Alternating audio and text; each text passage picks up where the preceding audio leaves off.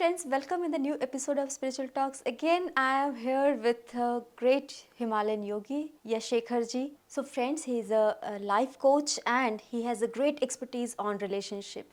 So Shakahara ji, welcome again. Thank you. Thank you, everyone.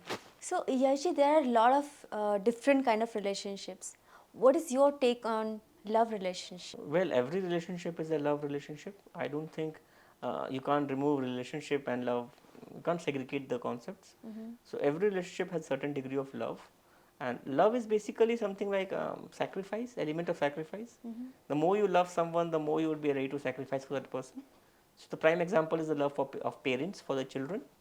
In the human civilization as well as animal kingdom, you see the way a tigress will go for her child, for a cub, or any other animal will go for their cubs. So basically, love is the degree or the test or litmus test of the relationship strength. So every relationship, be it with your friends, be it with your peers, with your parents, family, a partner, lovers, whatever, husband or wife, everything depends on how much you can sacrifice for that individual or that group. The more is the degree of sacrifice, the more is the degree of love. And obviously, you all get a lot of chances. There's a lot of choice in the life, especially now. There's so many choices everybody has got. So because of the extra choices, the relationship is being tested too much. If you see the rate of divorce going up in the world, in India also, so you will see that because the choice is too high. If your partner does a mistake or anyone's partner does a mistake, the punishment is very severe and very fast. Because the options are too high. There are a lot of other options in the queue. Earlier times, what used to happen, there used to be no option. Society was very closed. Now, because of internet and because of the technological advancement, there's too many options. So, if any mistake is done by any of the partner, there's no choice, no chance of redemption. Basically, anything can happen very fast, and any mistake can be the last mistake in a relationship, and hence the forgiveness level is also very less. So these two things combined make a relationship very fragile nowadays. Any partner can leave the other partner, especially the stronger partner can always leave the weaker partner if they feel that the sacrifice degree is not high enough. Still, I am saying that even if the relationship is not there, at least the friendship should be there, and that can be, and a friend in need isn't friend indeed. So whatever happens, if someone is your new friend or a former friend, there should be a level of class in the personalities, which means if need comes, as out of humanity as well as friendship, should definitely be ready to help the person. So there is a degree of love in all these relationships. Yes, you can say that certain relationships are more precious. I say that relationship with the mother is very precious because the way a mother sacrifices the prime time of her life to raise a child is exemplary. Especially if you go to our previous generations and all, when India was not doing that well in economic terms, the typical middle class household was having very less amount of money, and the parents used to really sacrifice their time. Nowadays, there's a lot of culture of enjoyment after work, party culture and all. In 80s or 70s, it was not like that. Things were really tough, and the way our parents at that time, they went together. I have seen cases because I was doing as a healing sessions for a lot of families. I used to say that husband wife, they don't have tea just because they want to go meet each other at their house in the evening and have tea together. Or if one of the partners have food without the other partner, they used to feel upset. Now that being that upset is not actually being upset. There's a lot of love hidden behind that emotion. Yeah. So nowadays, anybody will say, "Oh, what is the point? You should have had it." But that shows the essence of relationship. These are very subtle, small things, but they make a huge difference. And even now, I have seen very great people. They give great values to such things. So suppose if you meet, I will give an example. If you meet a great English scholar who is doing research on, say, Sanskrit or Hindi, or on some ancient civilization, and you talk to them about English, they will not get impressed by you because they know English far better than you can ever imagine. True. It's their language. But if you talk about your culture from a scientific perspective to them, they get so impressed. So my point is that whatever you are, first you have to accept yourself and love yourself.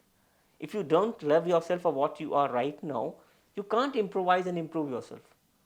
So first level is about improving yourself, but before that accept yourself and love yourself for whatever you are. You are much better than a lot of people in the world, and you will always be a bit lesser than a lot of people in the world. So first accept yourself as you are is very good. It's very nice. अच्छा है और अच्छा हो सकता है. So it's good, can be better. So that perspective is important. So it starts with self love. जिसके अंदर self love नहीं है, anybody who is not having self love can never give love to someone else. दुखी इंसान खुशी नहीं दे सकता. What I've realized in my journey, a sad person cannot give you happiness. For a sad person to give you happiness, first the person has to become happy and then give a portion of their happiness. And it's very much like economics goes. If I have 100 rupees, I can't give you 1000 rupees. I have only 100. I can give you 10 or 20. So that's why you have to first learn to self love, increase the capacity to love. Because चोट एक warrior को चोट खाने की ability भी होनी चाहिए. If you're a really good warrior, hitting comes much later. First you can get hit also. You can't be just getting disabled by just one punch. So basically the point is you have to learn to self love, then start loving things around you, and then you can retain big things. You will not be able to retain precious and big things if you are not good in self love. And when I say self love, don't think I'm trying to tell you to be selfish. No. Self love means you are so strong and so good that by giving to others, you don't feel you are missing something. Right. Yeah. You are so affluent. It's more like a passing river. If you take some water out of a river, river will not feel much loss because it knows how much energy it has got. So, what is there in nature that women have that love more than others, or if we compare with men, women gives it more.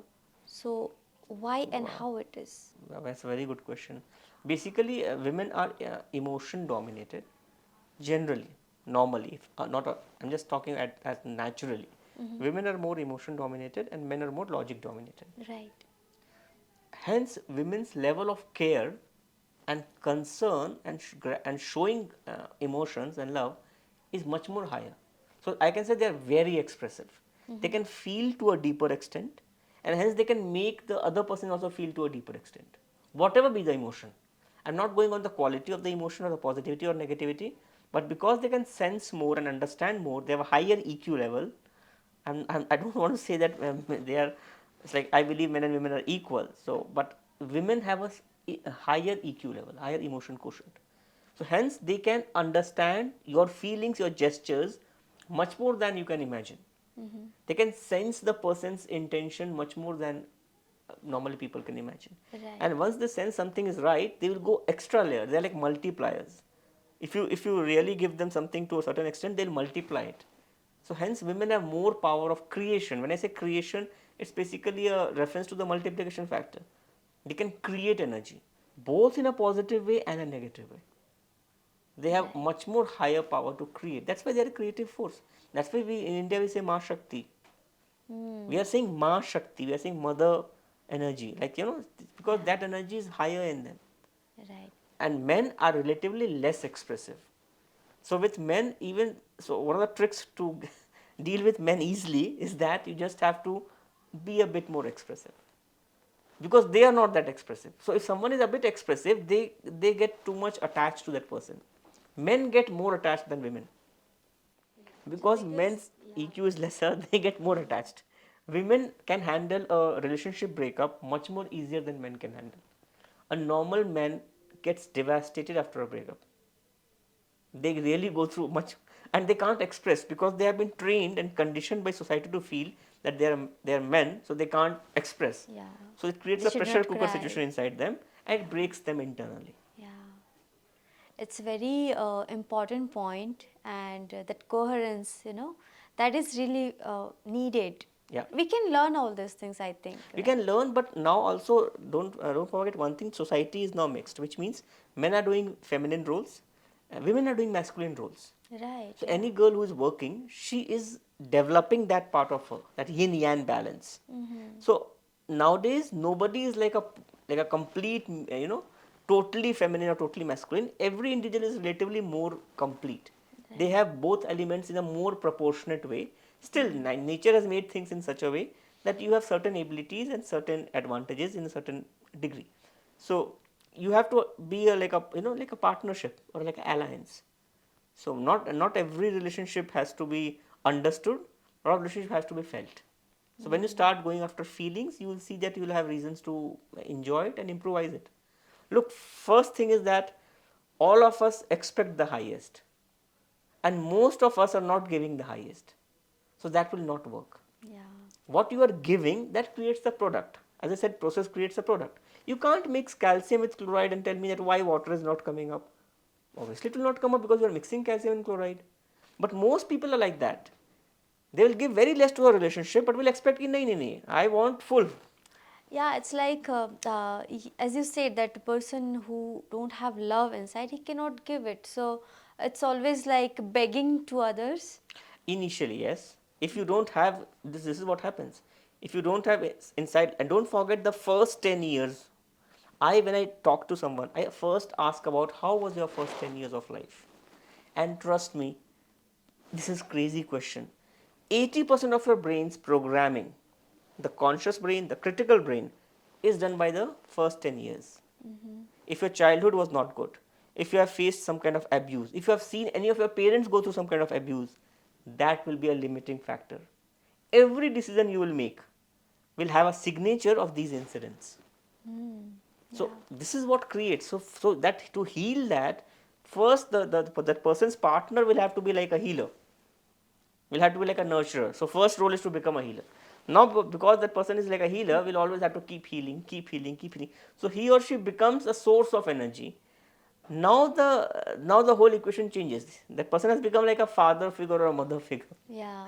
So then the relationship becomes one very different. Like that's the beauty of complexity of human relationships.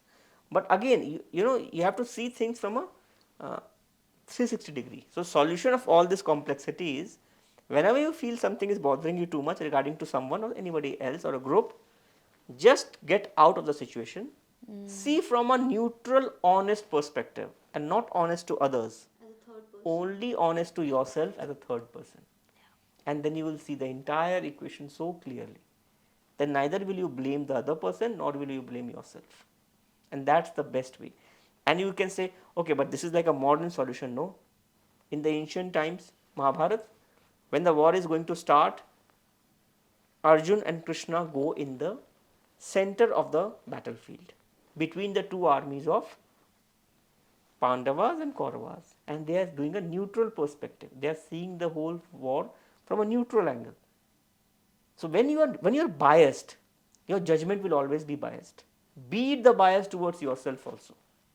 The best, sharpest guys or girls I have met, they are not biased. They see things from a neutral perspective, and that's why they can see solution which others can't. Bias can never show you truth.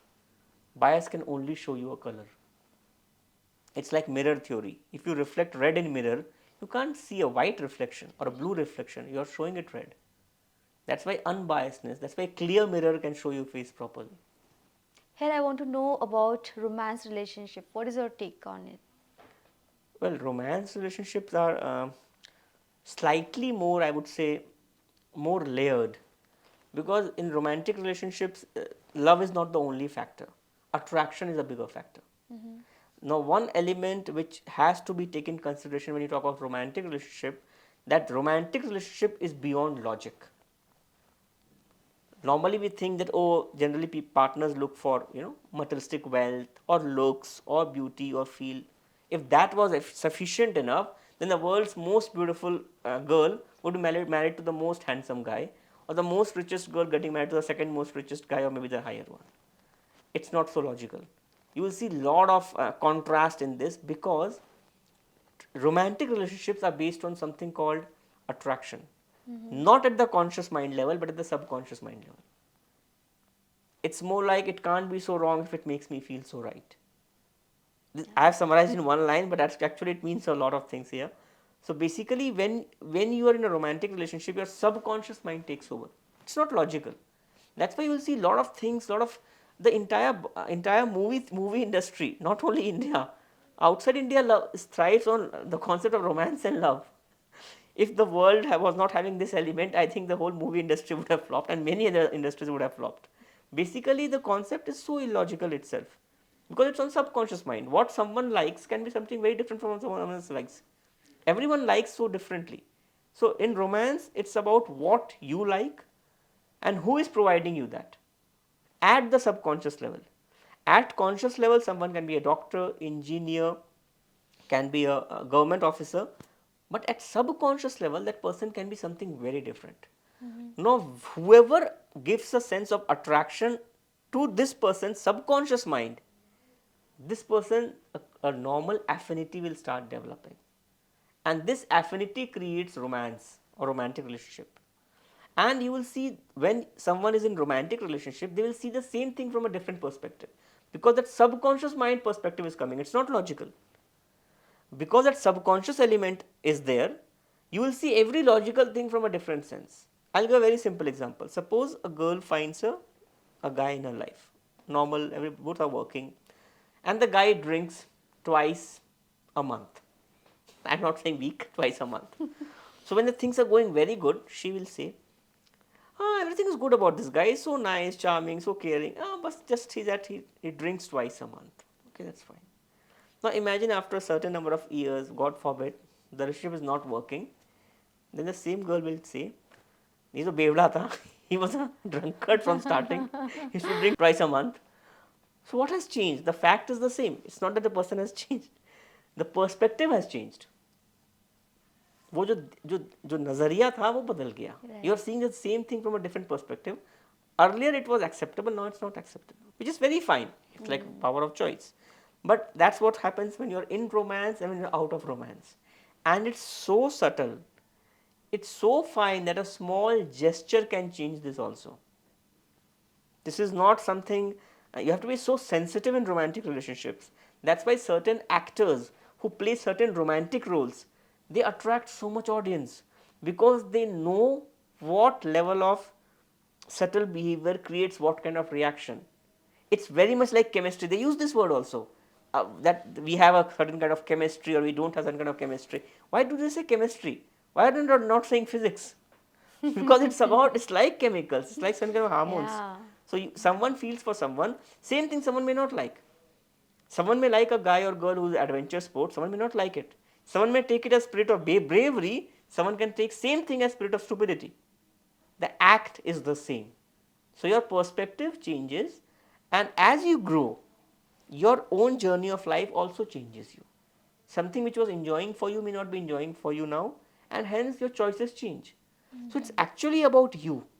So when you are going in a romantic relationship, actually it's very personal. When I say personal, what I mean is that how you take yourself, that will drive and guide everything else. That will guide everything else. How you take yourself, how much romance you have for yourself, that will guide how much romance you can have for someone else. Again, self-love I comes. couldn't understand here because how I take myself, right? How it can drive other I will prove it things. with an example. I always use examples when I have to prove theoretical concepts. Suppose I have a great respect, or suppose there's a girl who has a great respect for painting, art and painting. And she's a very good artist. She can make very good paintings. Now suppose there's a guy she meets who doesn't respect art or paintings, find it's non-logical or not practical, not worldly wise. Yeah. So how can she have respect for this guy? Forget about trust. Trust comes later. First comes respect, then comes trust, then comes romance. It's a three. It's not one step. It comes. So if she feels he or he is not respecting, or he or she is not respecting that kind of feel, how will the next step come? So first step is that your views have to be similar. Somewhere there has to be an overlap. If there is no overlap, there is no scope of the relationship. Most cases relationship fail because of lack of overlap. Even if the subconscious mind finds a spark, finds something interesting, finds something enjoyable, exciting, still then the next step is finding that overlap, like creating that ground. Then the views, the perspective, everything becomes important. What is the views of this person? What is the perspective of this person? So they start, it's like ticking the boxes. Suppose she likes art and this boy also likes art, just example. She likes dance, this boy likes dance. Like that. So the more the matches, the more easier the relationship, because you can talk about a lot of things. Don't forget, romance is a lot about your communication skills. The more you get stuff to communicate, the stronger the relationship. Right, the way we express. Yeah. And communication is the key to any relationship, not only romantic. if you can't communicate, you can't do anything. It's very scientific. I'm not saying something very artistic. Let's take example. I ask you to think in a language. So you can think in a language you know. I ask you to think but without using a language. Not possible. Not possible, right?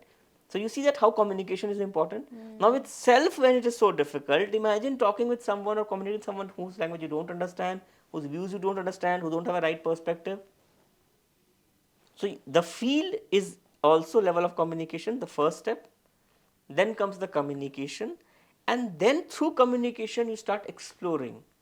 And exploration leads you first to respect, second to trust, third to romance and excitation. So it's like a step by step process which starts going on. Right. So without respect, without trust, it cannot happen. I No. mean, the third No. step is No. not at all possible. No.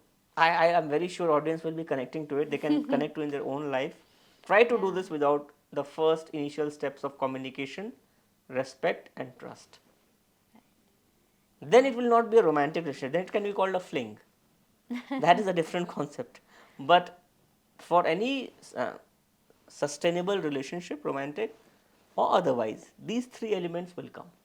So, does true love exist in romance also, or does true love really exist? Love and sacrifice are directly proportional to each other. And that's typical like a physics guy speaking here. So love and sacrifice have direct proportion. You can't have too much love for someone and can't sacrifice. It's like someone promising you, oh, I can move the length and breadth of the world for you, and then saying that no, today I can't meet you because it's too sunny. That's not the kind of talks we are doing here. So basically, love and sacrifice are directly relationship. Now the second concept comes true love. So true, something true. When I use the word true, what does true mean? True means something which is same. If I say this guy says truth or this girl says truth, what I mean is that what he or she said in the starting or at different times of the year or decades It will be is same. right. Yeah. So true love means a kind of state or kind of connection which is very rare again, which is same. For which this to happen, only two conditions are possible. Either both the guy and the girl remain at the same level of growth, or both are growing at the same level of growth. What is the difference in? So in one case, none of them are growing. They are at the same level. They are happy with what they have. Look, a lot of people can get satisfied very easily. Right. Don't forget, when you want to grow, you take a lot of stress, tension, and growth will always have tension. You can't grow and have a very comfortable journey. Growth and comfort don't go hand in hand. So you both can be at same level, similar level, and have a very healthy relationship, or you both may be growing at the same way. It's like chariots of a particular person. Like suppose there's a chariot with two horses. One can run at 40 and one can run at 100. So the 41 will have to increase the speed. The 100 one will have to decrease the speed. Then the chariot can run smoothly. Yeah. So it's more like that. A relationship is like that. You can't just do anything. If the 40 guy says, okay, I'll go at 30, 20, and the 100 guy says, I'll go at 110 or 100, the chariot will break. So if you become too free in a relationship, the relationship will break. Once the concept of relationship comes, and it's not only between individuals, it's between societies, communities, between nations. If a nation has been very helpful to me, and it gets attacked on a certain point by the world, but has been very helpful to me, I will be loyal to the nation. It's very simple. If someone was with me during my hard times, I'll be with that person or the country for that time. See? Again, the element of trust, which is built over decades. Actually, it's not a 1 year thing or 2 year thing. That's why true strong relationships take many years to build. And trust me, if you have few good friends like that, they are precious.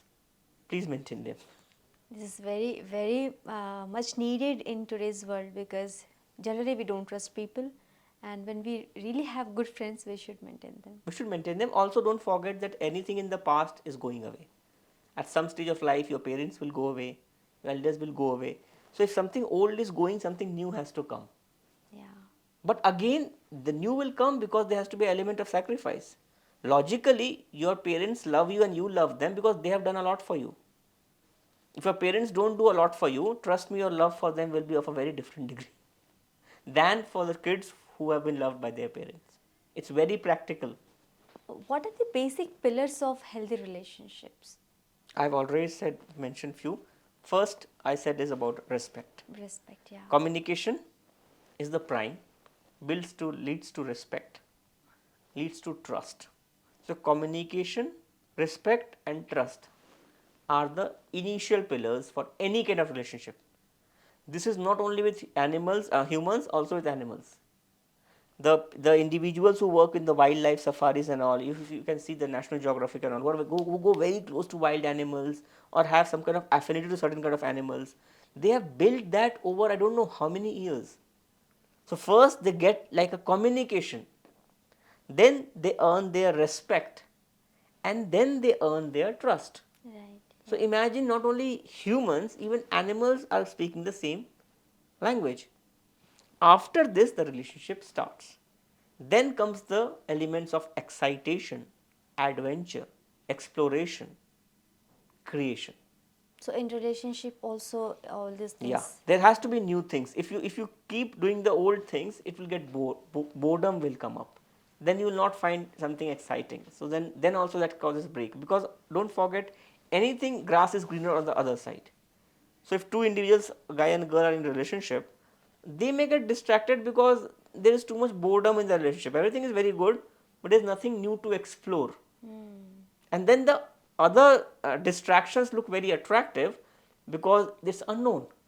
Unknown has a great charm. Anything unknown will create a charm. It may be more boring than the previous one, but it can create a charm for the temporary time period. So you can summarize that the most important ones are definitely communication, respect and trust in a relationship, and then there are the icing on the cake like excitation, enjoyment, exploration. I think that much will be good enough.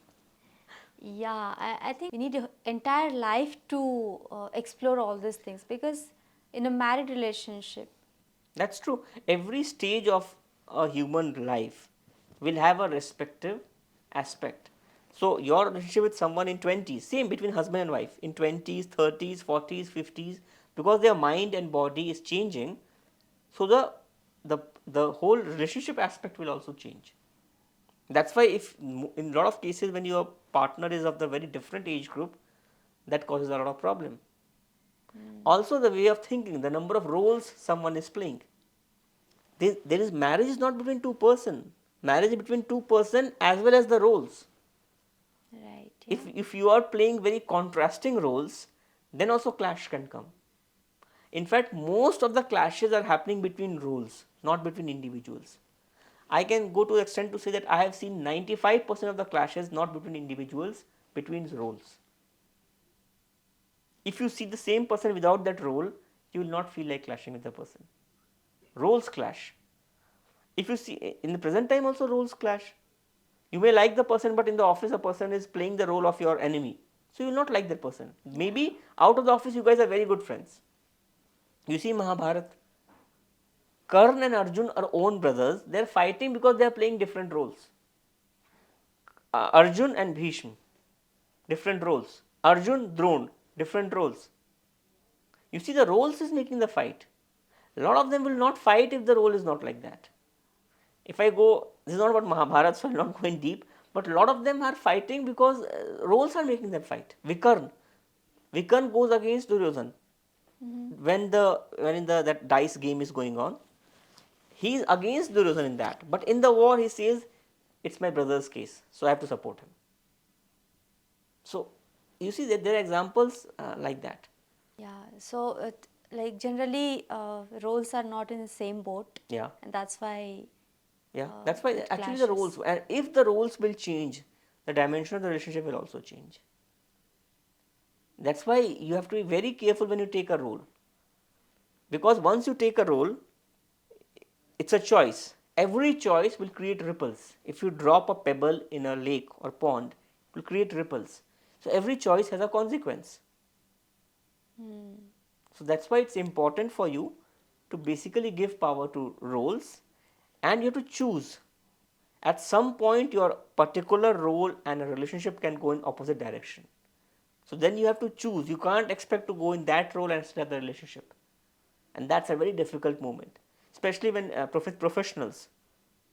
If someone is getting too professional, too much active in the world, then some compromises will have to be done with time and energy on the family front. So it will have consequences. Right. You can't expect your partner to be as contributing when you are not contributing. It's like, and also in the friendship, if you have 3 friends and you choose one of them all the time, you are basically not choosing the other 2 also. You can't explain to these, if there are ABC 3 friends, you can't always choose B and tell to A and C that, oh no, please try to understand, I want to spend time with B. Because when you choose B, you have told, I don't want A and C. Every choice includes lack of choice also. And this is what gives birth to breaking and making of relationships. So it's like an investment, it's like a share market in a way. Whoever you are investing, you will get return from that. You can't invest on A and expect from B. It's more like I open an account in Axis Bank and expect money to come from HDFC Bank. It's like you have to know where you have invested. So you have explained in a more practical way. Yeah, I try to do that. The normal people can understand that how we are playing role, how we should be more conscious while playing a role. Yeah. Thank you. Thank you so much, Yashikharji, for bringing this beautiful subject, which is, very eye-opening and insightful. So, friends, here I am mesmerized by understanding this beautiful, realistic subject. Yashikharji, whom I know as a Himalayan yogi, but he's also a life coach. So, thank you again, Yashikharji. My pleasure. Thank you so much. Thanks.